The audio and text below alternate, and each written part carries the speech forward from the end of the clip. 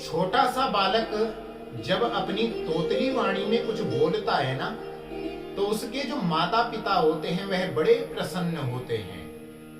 बालक की वह बात स्पष्ट नहीं होती, बालक के जो शब्द हैं वह शुद्धता लिए हुए नहीं होते। वह तोतली वाणी में जो कुछ बोलता है उसके माता पिता बड़े प्रसन्न होते हैं। और आजकल यही उदाहरण देते हैं जो ब्राह्मण लोग यज्ञ अनुष्ठान करते हैं, और यदि मंत्रों में अशुद्धि है, यदि स्तोत्र पाठ शुद्धता से नहीं हो रहा है, तो उदाहरण यही दिया जाता है कि भैया हम परमात्मा की संतानें हैं, परमात्मा के बालक हैं, और यदि हमने अशुद्ध स्तोत्र का स्तुति का पाठ कर भी लिया, तो जिस प्रकार एक अबोध बालक अशुद्ध उच्चारण करता है, तोतली वाणी में पुकारता है, तो जिस प्रकार माता पिता प्रसन्न होते हैं, ठीक उसी प्रकार हमारे परमात्मा क्यों नहीं प्रसन्न होंगे। तो यहां समझना पड़ेगा कि सकाम और निष्काम का भेद क्या है। जिस प्रकार एक अबोध बालक होता है, वह अबोधता क्या एक युवा में हो सकती है? क्या यह संभव है?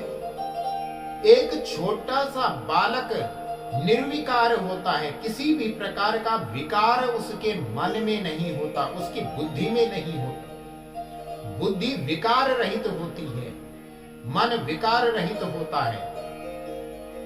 तो वही विकार, तभी तो कहा गोस्वामी तुलसीदास जी ने, निर्मल मन जन सो मोहि पावा।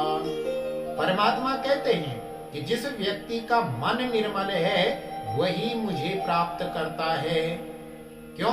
क्योंकि मुझे किसी भी प्रकार से कपट नहीं सुहाता, परमात्मा कहते हैं। किंतु ज्यों एक अबोध बालक का मन होता है, क्या यह संभव है कि मानव उन विकारों से रहित हो?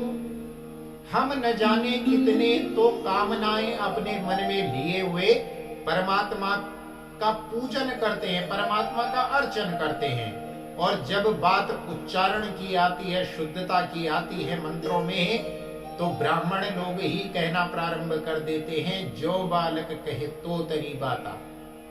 भैया यदि आप निष्काम अनुष्ठान कर रहे हैं, यदि आप कामना रहित पूजन कर रहे हैं, तो यह नियम आप पर लागू होता है।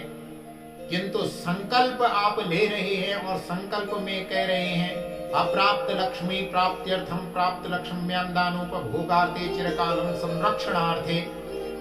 तो यदि आपको लक्ष्मी की कामना है, यश की कामना है, वैभव की कामना है, आप इस जग के किसी कार्य की कामना से परमात्मा का अर्चन कर रहे हैं, पूजन कर रहे हैं, तो फिर पूजा में मंत्रों की शुद्धता परम आवश्यक हो जाती है। शास्त्र कहते हैं, मंत्रो हीनः स्वरतो वर्णतो वा मिथ्या प्रयुक्तो न तदर्थमाह सवाग वज्रो यजमानम हिनस्ति यथेंद्र शत्रु स्वरतोपराधात्। किसी भी प्रकार से यदि मंत्र में त्रुटि होती है, तो यह स्मरण रखें, सवाग वज्रो यजमानम हिनस्ति। वही मंत्र जो कल्याणकारी होता है, जो कल्याण करने हेतु जिसका जप किया जा रहा है, उसी मंत्र से यजमान का और ब्राह्मण का दोनों का अहित भी हो जाता है। इसीलिए अपने घरों में यदि हम कोई भी यज्ञानुष्ठान करवाते हैं, तो निवेदन करते हैं, ऐसे आचार्य ब्राह्मणों को पूजा हेतु निमंत्रित करें, आमंत्रित करें कि जिनके उच्चारण में शुद्धता हो, जो मंत्रों का भली भांति उच्चारण कर सकें। यहाँ किसी भी प्रकार से किसी ब्राह्मण का विरोध नहीं है, किंतु जो ब्राह्मण अपनी आजीविका के लिए, धनोपार्जन के लिए पौरोहित्य कर्म करते हैं, उनसे निवेदन है कि वह मंत्रों का अध्ययन पठन पाठन पहले भली भांति कर लें, विधियों की जानकारी प्राप्त कर लें, अच्छे से विधियों को गुरुमुख होकर सीख लें। उसके उपरांत ही यजमान का कल्याण करने हेतु एवं स्वयं की आजीविका चलाने हेतु यह पौरोहित्य कर्म करें। अन्यथा सवाग वज्रो यजमानम हिनस्ति, यजमान जो यजन करने वाले लोग हैं, जो पूजन अनुष्ठान करने वाले लोग हैं, उनसे यह विशेष आग्रह करते हैं, आप किसी भी ब्राह्मण को दान दें, भोजन करवाएं, आप उनकी सेवा करें, उन्हें भरपूर सम्मान दें, किंतु जब भी किसी भी प्रकार से कोई यज्ञ करना हो, जब भी कोई पूजन अनुष्ठान करना हो, तो यह परम आवश्यक है कि पढ़े लिखे विद्वान ब्राह्मणों से ही आप अपने यज्ञ पूजन पाठ को संपादित करवाएं।